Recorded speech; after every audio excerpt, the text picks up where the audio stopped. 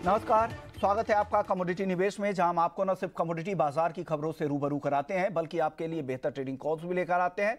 साथ ही हमारे experts commodity बाजार से जुड़े आपके सवालों के जवाब भी देते हैं। आज हमारे साथ शो में 5 मेहमान हैं। पुलकित अग्रवाल हैं S&P ग्लोबल कमोडिटी इनसाइट से, जिनसे हम एनर्जी मार्केट पर व्यू जानेंगे। सिराज हुसैन साहब हैं, पूर्व कृषि सचिव और जाने माने एग्री एक्सपर्ट हैं। अनुज गुप्ता हैं IIFL सिक्योरिटीज से। अखिलेश जैन हैं टेक्निकल IQ से और नवनीत दमानी हैं मोतीलाल ओसवाल फाइनेंशियल सर्विसेज से। आप सभी मेहमानों का स्वागत है। और दर्शकों को जो भी सवाल पूछना है, आप हमारे नंबर 9136934058 पर अपने सवाल अगले आधे घंटे तक व्हाट्सएप करें। और अगर आप सोशल मीडिया पेज के जरिए भी अपना सवाल भेज सकते हैं तो आप भेज सकते हैं। फेसबुक, ट्विटर और इंस्टाग्राम के जरिए भी अपने सवाल पूछ सकते हैं। अगले आधे घंटे तक आपके सभी सवालों के हम जवाब देने की कोशिश करेंगे। लेकिन आज बुलेटिन की शुरुआत करेंगे सबसे बड़ी खबर के साथ। वो है खरीफ फसलों की MSP बढ़ाने का सरकार का जो ऐलान हुआ है उसको लेकर। MSP कितनी बढ़ी है? धान की MSP में करीब 7% की और मक्के की MSP में करीब 6.5% बढ़ोतरी का सरकार ने ऐलान किया है। तुअर की MSP में 6% और मूंग की MSP में सबसे ज्यादा 10.5% का बढ़ोतरी का ऐलान हुआ है। सिराज हुसैन साहब हैं हमारे साथ। सिराज सर, क्या लग रहा है? पहला, अगर आप देखिए, अगर MSP में जो बढ़ोतरी हो, आपको लग रहा है कि पर्याप्त है? जिस तरह से महंगाई, जो इनपुट कॉस्ट बढ़े हैं किसानों के लिए, ये बढ़ोतरी ठीक है? देखिए, 2018-19 के बजट में गवर्नमेंट ने ये अनाउंस किया था कि जो कॉस्ट है, पेड आउट कॉस्ट है, उसके हम ऊपर 50% MSP देंगे। तो अब MSP में कोई सरप्राइज का एलिमेंट नहीं बचा है। अब एक मैकेनिकल फॉर्मूले की तरह MSP हर साल डिक्लेयर होता है और तकरीबन वही इस साल भी हुआ है।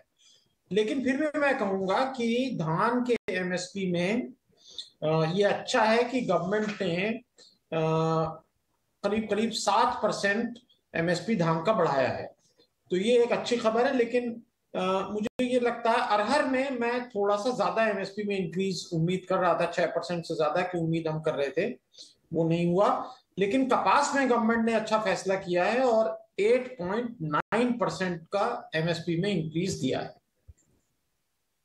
बाकी अगर कॉटन की अगर बात करें तो क्या लग रहा है, क्या जो ये बढ़ोतरी हुई है ये कॉटन के लिए ठीक थी? क्योंकि किसान पिछले साल का भाव उन्होंने देखा था, उन्हें लग रहा था कि इस साल MSP बढ़ानी जानी चाहिए। उन्होंने होल्ड भी किया काफी समय तक माल को। तो कॉटन को लेकर क्या कहेंगे आप?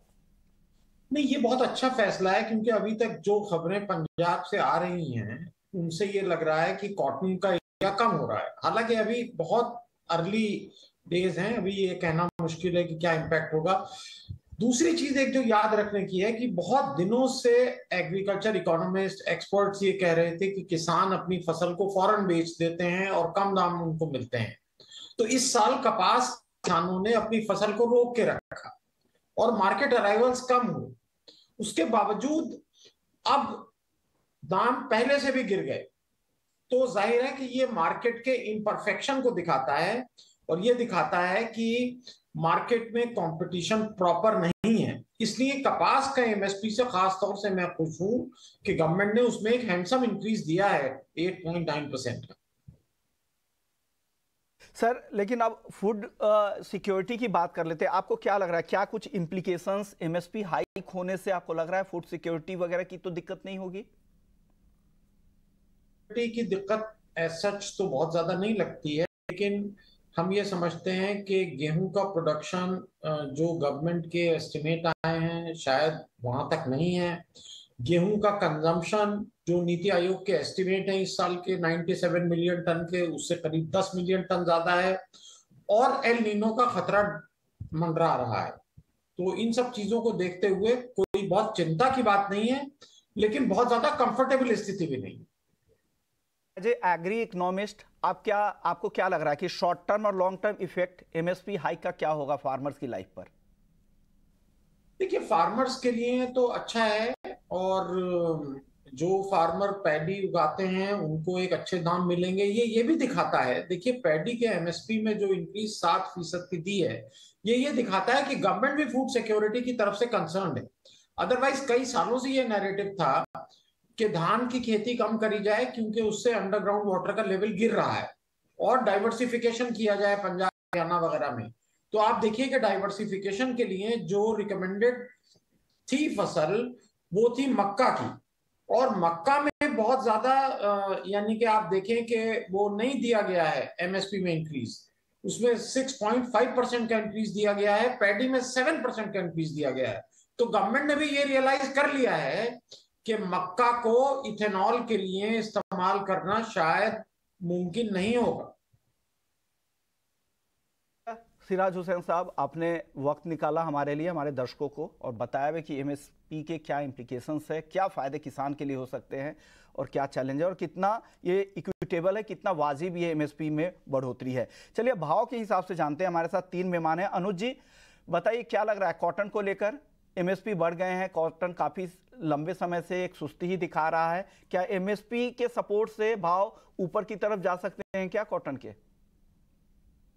देखेंगे तो पूरे साल अगर आप नवंबर से देखें तो कॉटन के प्राइसों में प्रेशर आते हुए दिखा है। जब से नया कॉन्ट्रैक्ट लॉन्च हुआ उसके बाद से कंटिन्यूस प्राइस नीचे आए हैं। और अगर आप देखेंगे इंटरनेशनल मार्केट में भी हमने कॉटन के प्राइस में काफी गिरावट आते हुए देखी है। ऑलमोस्ट 83 सेंट्स के आसपास हम इंटरनेशनल आइस कॉटन को ट्रेड करता हुआ देख रहे हैं। तो इंटरनेशनली में भी हमने गिरावट आते हुए देखी है। इवन अगर आप देखेंगे सभी कमोडिटीज में एक डाउनसाइड प्रेशर रहा है। तो एमएसपी एक्चुअली में बूस्ट करेगी मोरल की, जो किसान अब आगे कॉटन की खेती करना चाहते हैं उनको यहाँ पर अच्छे दाम मिल सकते हैं। तो मेरे ख्याल से ये जो एमएसपी बढ़ाने का फैसला किया है ये एक पॉजिटिव पॉइंट रहेगा।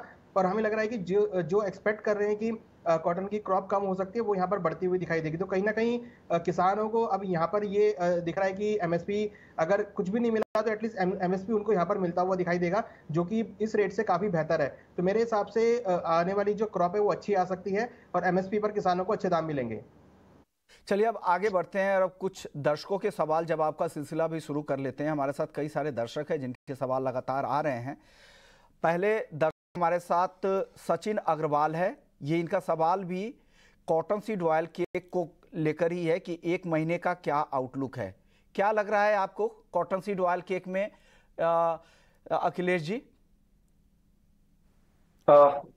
नमस्कार विश्वमोहन जी। अभी हम ये देख रहे हैं कि ऑल ओवर सारी ये जो अग्री कमोडिटी है, रेस्ट ऑफ टीएमसी और जीरा, ये कंटिन्यूस फॉल आ रहा है। और रेस्ट ऑफ ऑल कमोडिटीज में एक टाइम करेक्शन मुझे लग रहा है अभी अभी पेंडिंग है। तो अभी मुझे लग रहा है कि एटलीस्ट 2 वीक्स तक कॉटन सीड और अदर जो अग्री कमोडिटीज है उनमें प्रेशर ही बना हुआ रहेगा। भाव जब तक 2575 के नीचे यहाँ पे मेंटेन रहते हैं तो मुझे लग रहा है अप टू 2400 तक यहाँ पे भाव हमको मिलना चाहिए।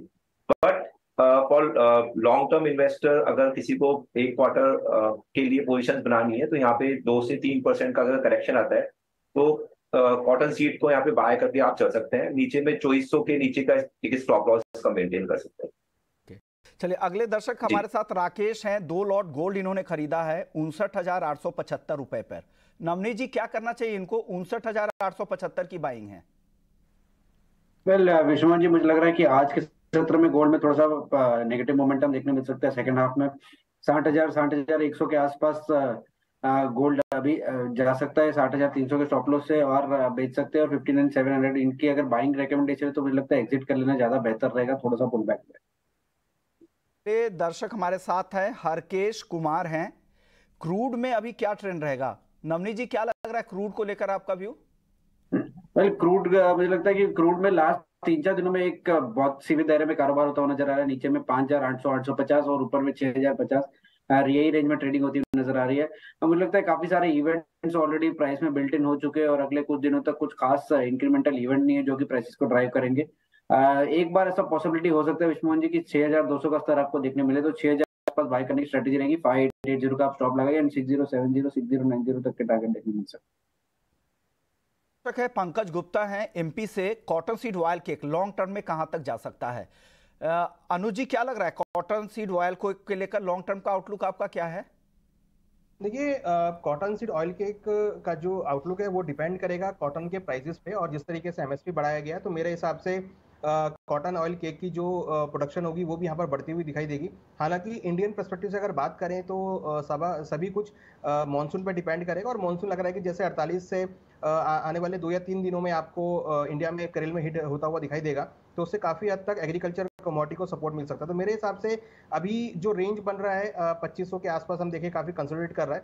तो यहाँ पर एक बाउंस बैक आ सकता है, मगर फिलहाल शॉर्ट टर्म में मुझे लगता है कि भावों में एक रेंज में ट्रेड होता हुआ दिखाई देगा। 2400 से लेकर 2700 के बीच प्राइस मूव कर सकते हैं। मगर लंबी अवधि में मेरा मानना है कि अच्छा खासा support cotton seed oil cake को आ सकता है। तो अगर प्राइस 2400 के आसपास आते हैं तो खरीदारी का ट्रेड लंबी अवधि के लिए बना सकते हैं। और अगर करंट रेट पे ट्रेड करना है तो यहाँ पर मेरी सलाह रहेगी कि बिकवाली का ट्रेड ले सकते हैं। नीचे 2500 से लेकर 2450 तक के लेवल देखने को मिल सकते हैं। ओके, चलिए अगले दर्शक का सवाल ले लेते हैं। मुकेश हैं राजस्थान से, जिंक में अगले एक हफ्ते का आउटलुक जानना चाह रहे हैं। नवनीत जी, एक हफ्ते के लिए जिंक किधर जाता दिख रहा है आपको? वेल, जिंक प्राइसेस लगभग 37% ईयर टू डेट डाउन है अगर हम पीक से देखें तो, और लास्ट 4-5 दिनों में थोड़ी बहुत रिकवरी का रुख देखने मिल रहा है।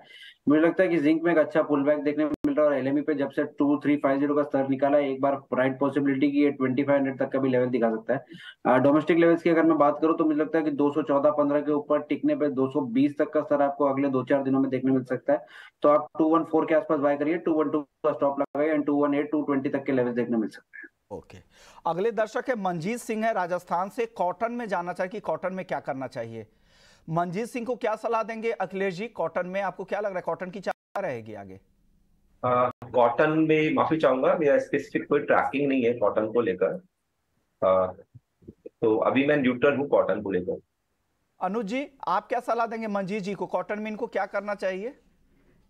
कॉटन में मुझे लगता है कि कहीं ना कहीं मार्केट अभी थोड़ा सा एक रेंज बाउंड है, तो अगर इनका व्यू लंबी अवधि के लिए है तो खरीदारी का ट्रेड ले सकते हैं। मगर मुझे लगता है कि फिलहाल अभी भाव एक रेंज में रहेंगे। नीचे अगर प्राइस 59,000 के आसपास मिलते हैं तो वहाँ पे शॉर्ट टर्म के लिए खरीदारी का ट्रेड बना सकते हैं। और अगर आगे चलकर डिपेंड करेगा मॉनसून के ऊपर, बट मुझे लगता है कि फिलहाल एक बाउंस बैक इसमें आ सकता है जो कि 60,000 के लेवल को टेस्ट कर सकता है। तो 59,000 के आसपास के लेवल मिले तो खरीदारी का ट्रेड बना सकते हैं। अगले दर्शक है पवन है हिसार से, कॉटन केक और कोरिएंडर धनिया दोनों में 2 महीने का आउटलुक जानना चाह रहे हैं। 2 महीने के हिसाब से अखिलेश जी, कॉटन केक और कोरिएंडर क्या राय है आपकी? अगेन 2 वीक्स के लिए यहाँ पे अभी भी प्रेशर में बना हुआ रहेगा, और मुझे लगता है कि ये जो भाव है अभी कंसोलिडेशन फेस में रहेंगे। नीचे मुझे लगता है कि 850 और ऊपर में 6500, ये एक रेंज में धनिया एक्यूमुलेट होना चाहिए। और इसके बाद मुझे लगता है कि आफ्टर 2-3 वीक्स यहाँ पे एक पुल बैक रिकवरी मिल सकती है। अगर भाव 6500 के ऊपर निकलेंगे तो यहाँ पे हमको 7300 तक के भी भाव देखने को मिल सकते हैं। बट यहाँ पे वेट एंड वॉच का ही स्थिति लग रहा है मुझे, 5850 से लेकर 6500 की रेंज के अंदर। वहीं कॉटन ऑयल केक के अंदर सैलॉन राइज ही रखना चाहिए शॉर्ट टर्म के अंदर, 2575 के नीचे जब तक भाव बंद है। और मुझे लग रहा है कि 2400 के आसपास तक यहाँ पे भाव हमको देखने को मिलने चाहिए 1-2 वीक के अंदर, और वहां पर लॉन्ग टर्म अगर इन्वेस्ट करें तो 2400 के आसपास आप वापस से खरीदारी कर सकते हैं। अगले दर्शक है देवराज सिंह हैं, चांदी में इंट्राडे के लिए क्या करना चाहिए? क्या लग रहा है, क्या सलाह देंगे आप नवनीत जी चांदी में इंट्राडे के लिए? मिक्स रुझान है चांदी में अगर हम देखें, और मुझे लगता है कि अगर 200 का स्तर निकल जाता है तो चांदी में एक अच्छा पॉजिटिव बायस देखने मिल सकता है। तो बाय ऑन डिप्स की रणनीति रखनी चाहिए चांदी में। बेस मेटल कॉम्प्लेक्स में अच्छा पॉजिटिव मोमेंटम देखने मिल रहा है, चांदी में भी साथ ही साथ निचले लेवल पे अच्छी बाइंग इमर्ज होते हुए नजर आ रही है। तो बाय ऑन डिप्स की स्ट्रेटेजी रखते हुए 71,500 के आसपास या तो बाय करिए, और अगर ब्रेकआउट का वेट करना है तो 7200 के ऊपर बाय करिए। दोनों ही केस में बायस थोड़ा सा पॉजिटिव लग रहा है। अगले दर्शक है जमील भाटी राजस्थान से, आज नेचुरल गैस और क्रूड में इंट्राडे में किस लेवल पे खरीद बिक्री करें? अनुज जी, क्रूड और एनजी दोनों में किस लेवल का ध्यान रखें, कहां पे खरीद बिक्री करनी चाहिए जमील भाई को? ये नेचुरल गैस की अगर बात करें तो यहाँ पर हम एक अच्छा खासा मोमेंटम देख रहे हैं। नीचे अगर आप देखेंगे तो 182 183 काफी अच्छा सपोर्ट नेचुरल गैस ने बनाया है। तो अगर ये डिप लेता है 183 तक तो वहाँ पे खरीदारी का ट्रेड ले सकते हैं। नीचे 177 का स्टॉप लॉस लगाया। टारगेट हमें लग रहा है कि 190 और 195 नेचुरल गैस में देखने को मिल सकता है। वहीं अगर हम बात करें क्रूड ऑयल की तो यहाँ पर अगेन एक मोमेंटम देखने को मिला है। तो अगर क्रूड के भाव नीचे 5950 के आसपास तक मिलते हैं तो खरीदारी का ट्रेड बना सकते हैं। स्टॉप लॉस 5800 पे लगाया। टारगेट मुझे लग रहा है कि ऊपर में करीबन 6100 से लेकर 6200 तक देखने को मिल सकता है। वहीं अगर हम ऑप्शन साइड में जाएं तो मुझे लगता है कि अगेन आप 6200 के कॉल ऑप्शन में खरीदारी का ट्रेड बना के चल सकते हैं। व्यू है जमील भाई आपके लिए क्रूड और एनजी में अनुज जी की तरफ से। अगले दर्शक का एक सवाल ले लेते हो, कच्चे तेल पर आ रहा है। वो सवाल है अमित दिल्ली का कि कच्चे तेल में इंट्राडे के लिए क्या करना चाहिए? क्या करना चाहिए अखिलेश जी कच्चे तेल में? अभी जो रिसेंट चाइना से फैक्ट्री एक्टिविटीज के डेटा है थोड़े से इंप्रूव आए हैं, और यहाँ पे डॉलर इंडेक्स भी एक साइडवेज सा मूवमेंट लग रहा है। हालांकि उसका जो रुझान है ओवरऑल स्ट्रांग लग रहा है, बट लग रहा है कि यहाँ पे एक बार शॉर्ट टर्म के अंदर तेजी रहनी चाहिए। जब तक क्रूड का भाव 71.50 और आइदर $70.75 के ऊपर रहता है, तो मुझे लग रहा है कि 7400 तक के लेवल हमको इंटरनेशनल भाव पे देखने चाहिए। तो यहाँ बाय ऑन डिप्स की रणनीति आप रख सकते हैं, और मुझे लग रहा है 6150 तक के भाव हमको देखने को मिलने चाहिए इसके अंदर। चलिए, अभी हुए अखिलेश जी का क्रूड को लेकर, लेकिन पुलकित अग्रवाल अब हमारे साथ जुड़ गए हैं S&P ग्लोबल कमोडिटी इनसाइट से। ये इंडिया के कंटेंट लेड भी है। सर, स्वागत है आपका ET Now स्वदेश पर। कच्चे तेल को लेकर आपका व्यू क्या है? किस तरह के रेंज की आप यहां से उम्मीद कर रहे हैं? आप लोगों का क्या अनुमान है? ब्रेंट क्रूड का अनुमान सबसे पहले बताइए। तो हमारे एनालिस्ट की राय ये है कि सऊदी के ये प्रोडक्शन कट के बाद इस रविवार के क्रूड ऑयल में थोड़ी तेजी रहनी चाहिए। So next quarter which is जुलाई से लेके सितंबर क्वार्टर Q3 2023 का हमारे एनालिस्ट का फोरकास्ट अराउंड $86 पर बैरल का है। हालांकि आगे जाकर के Q4 में थोड़ा थोड़ा क्रूड ऑयल की प्राइसेस में धीमापन आने की उम्मीद है, तो करीब $82-83 के आसपास रह सकती है हमारे एनालिस्ट के अनुमान के अनुसार। सर, ओपेक का जो एडिशनल जो कटौती का जो ऐलान हुआ था, उसका बाजार पर क्या असर होगा? क्या लग रहा है? क्या उससे सप्लाई की कोई दिक्कत होगी या कोई दिक्कत नहीं होगी, क्योंकि रूस या बाकी देशों ने सप्लाई अतिरिक्त कटौती का ऐलान नहीं किया है? देखिए, जो सऊदी अरब ने बीते रविवार को 1 जुलाई के 1 महीने के लिए 1 मिलियन बैरल्स पर डे के उत्पादन में कटौती का फैसला किया है, उससे निश्चित तौर पे हमारे एनालिस्ट के अनुसार नेक्स्ट क्वार्टर में आपूर्ति घाटा, जो कि इस कट से पहले करीब 1.1 मिलियन बैरल्स पर डे का था, वह बढ़कर 1.4 मिलियन बैरल्स पर डे का हो जाएगा। हालांकि अगर इस प्रोडक्शन कटौती के बाद भी अगर कीमतों में वृद्धि नहीं होती है, तो ये संभव है कि सऊदी अरेबिया इस प्रोडक्शन कट को अगस्त तक के लिए बढ़ाया जा सकता है। तो उस सूरत में अगले क्वार्टर में जो आपूर्ति घाटा है वो करीब 1.8 मिलियन बैरल्स पर डे तक भी हो सकता है। इसकी कीमतों की बात करें तो इस फैसले से तेल बाजारों में उम्मीदों के विपरीत कोई बड़ा मूव अभी तक तो देखने को नहीं मिला है। प्लैट्स डेटेड ब्रेंट बेंचमार्क अभी भी $75 से $77 की रेंज में ही चल रहा है, जो कि फैसले से पहले तक भी था। हालांकि इस फैसले की कूटनीति काफी दिलचस्प है। यूएई के 2024 के बेसलाइन प्रोडक्शन में वृद्धि होना और रूस के पहले से मौजूद प्रोडक्शन कट को ही जारी रखने की एक सॉफ्ट कमिटमेंट होना, और सऊदी अरेबिया जिसने कि सारा बोझ उठाया है अभी क्रूड ऑयल प्राइसेस के प्रति 1 मिलियन बैरल्स पर डे का एक बहुत बड़ा कट करके, तो ये दर्शाता है कि सऊदी का ऑयल प्राइसेस के प्रति काफी आक्रामक रवैया है। तो इस वजह से हमारे एनालिस्ट का फोरकास्ट अगले क्वार्टर के लिए करीब $86-87 पर बैरल के आसपास का रहने की उम्मीद है। 87 अगले क्वार्टर तक। पुलकित, अब अगला मेरा सवाल होगा इसी से जुड़ा हुआ। आप जिस तरह की बात कर रहे हैं, क्या लग रहा है, क्या रूस का जिस तरह से एशियाई कंट्री में जो डोमिनेंस बढ़ रहा है, वहां से जिस तरह के ऑयल एक्सपोर्ट बढ़ रहे हैं, मार्केट शेयर वो गेन कर रहा है, जो दो बड़े कंज्यूमर देश हैं भारत और चाइना, उनका इंपोर्ट रूस से बढ़ रहा है, तो क्या लग रहा है कितना फायदा है भारत के लिए इंपोर्ट होना वहां से? अजय, अगर आप एक्सपोर्ट के तौर पे बताएं कि कितना सस्ता क्रूड हमें वहां से मिल रहा है?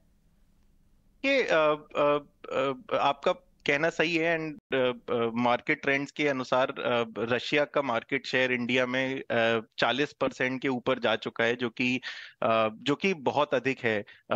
ओपेक के जो ट्रेडिशनल इंडिया बायर रहा है, उसके विपरीत अभी रशिया से भारत काफी क्रूड ऑयल परचेज कर रहा है। जहां तक दाम की बात की जाए, हमारे लास्ट एस्टिमेट के अनुसार, हमारे लास्ट प्राइस असेसमेंट के अनुसार, भारत में लैंडेड रशियन यूरल्स क्रूड, जो कि एक सार क्रूड ऑयल की प्राइमरी ग्रेड है, जो कि भारत काफी परचेज करता है, उसकी प्राइसेस करीब $10 डिस्काउंट टू डेटेड ब्रेंट के आसपास चल रही हैं। तो तो निश्चित तौर पे देखिए, इकोनॉमिक्स तो है इस परचेज में, तभी भारत और चीन इतना रशियन क्रूड खरीद रहे हैं। रशियन क्रूड काफी काफी डिस्टेंस वाइज काफी दूर है इंडिया से, तो इंडिया को काफी अच्छा खासा फ्रेट बियर करना पड़ता है जब रशियन क्रूड को लेके आते हैं। बट जब जब बेस क्रूड की प्राइस आपकी $10 डिस्काउंट टू बेंचमार्क पर हो, तब आपके लिए फ्रेट उतना बड़ा मायने नहीं रखता। तो डेफिनेटली एक फायदा तो है भारत और चीन जैसे देशों के लिए जो अभी रूसी क्रूड को खरीद रहे हैं। तो आखिरी सवाल पुलकित आपसे होगा, यूएस की स्ट्रेटजी क्या होगी क्रूड ऐसे मार्केट में, जब सऊदी चाह रहा है कि वो लगातार उत्पादन कटौती करके मार्केट को कंट्रोल करना, रूस बहुत ज़्यादा अब उत्पादन घटाने के मूड में नहीं है क्योंकि इनकम का एक बड़ा जरिया है, और यूएस के साथ दिक्कत ये है कि वो ज़्यादा प्राइस लंबे समय तक वो लोग झेल नहीं सकते क्योंकि सबसे बड़े कंज्यूमर है। ऐसे में उनकी रणनीति क्या रहेगी? क्या वापस से रिकॉर्ड, जो पिछला रिकॉर्ड था उसके ऊपर भी उनका उत्पादन पहुंच सकता है क्या आने वाले समय में? देखिए, यूएस से उत्पादन की एक शॉर्ट टर्म में बहुत ज्यादा बढ़ने की तो उम्मीद हम लोगों की नहीं है। हालांकि पिछली साल की अगर आप बात करें, जब क्रूड ऑयल की प्राइसेस $100 के ऊपर चली गई थी, तब हमने देखा था कि यूएस ने, जिसके पास एक बहुत बड़ा हथियार स्ट्रेटेजिक पेट्रोलियम रिजर्व के रूप में उपलब्ध है, उसने 1 मिलियन बैरल्स पर डे जितनी बड़ी सेल ऑफ किया था अपने स्ट्रेटेजिक रिजर्व से कुछ महीनों के लिए, जिससे कि दामों में एकदम से कूल ऑफ आया था। तो ये कहना ऑल्दो ठीक नहीं होगा कि यूएस अभी भी उस तरह के किसी एक्शन की बारे में सोच रहा होगा, क्योंकि पुराने उस टाइम पर हमने देखा था कि यूएस वापस अपने रिजर्व्स को भरने की सोच रहा था $70 के लेवल के आसपास, जहां पर क्रूड आज है। मेरे हिसाब से अगर क्रूड ऑयल की प्राइसेस करीब $100 की रेंज तक जाती है, तो मेरे हिसाब से यूएस को थोड़ा अनकंफर्टेबल हो सकता है प्राइसेस को लेकर के, और दोबारा हम उसी तरह का कुछ बातें मार्केट में सुन सकते हैं। शुक्रिया पुलकित, आपने वक्त निकाला हमारे लिए और आपने अपनी रिसर्च रिपोर्ट के हिसाब से बताई कि क्या कुछ मार्केट में हो सकता है और किस तरह के प्राइस आउटलुक आने वाले क्वार्टर्स के लिए है। शुक्रिया सर। चलिए आगे बढ़ते हैं, दर्शकों के कुछ और सवाल ले लेते हैं। हमारे साथ अगले दर्शक हैं, महावीर हैं बेंगलुरु से। इनका सवाल है, कॉमेक्स गोल्ड क्या वापस से $2050 और सिल्वर $25.5 तक कॉमेक्स पर जा सकता है क्या लग रहा है अखिलेश जी आपको?